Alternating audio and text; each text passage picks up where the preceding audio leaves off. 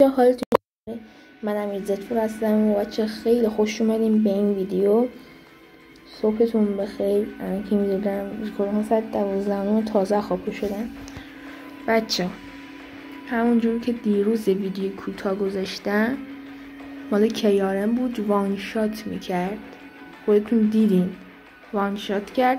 یارو هم ریوایوی بود، اومده بود سر درا. برید حتما اونو نگاش بکنین، چه دکمه سابو حتما بزنین، اون زنگوله بغلش هم فعال بکنید که من هر موقع ویدیو گذاشتم یوتیوب بهتون بگه که امیرزتفور ویدیو گذاشته و بیاین ببینینش. ممنون میشم دکمه سابو بزنین، زیاد وقتتون هم نمیگیره. خب بچه همین سر اتچمنت زیاد وقتتون هم نمیگیرم.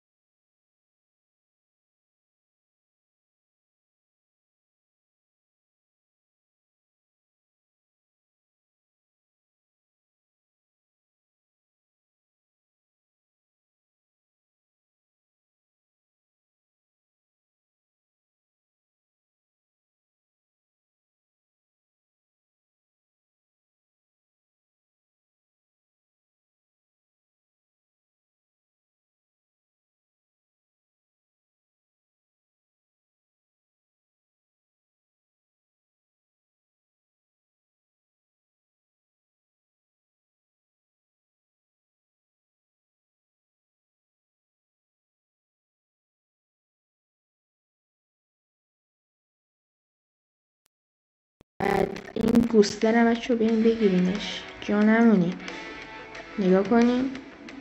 من همه‌شو زدم، اینم احتمالا فردا به هم میدادش بوستر. حتما یه گیم پلی خوب باش میگیرم. بعد دنبال کیفیت ویدیو هم به شدت هستم، امیدوارم که یه کاری بکنم بهتر بشه. بچه‌ها ممنونم که تا اینجا ویدیو من همراهی کردین.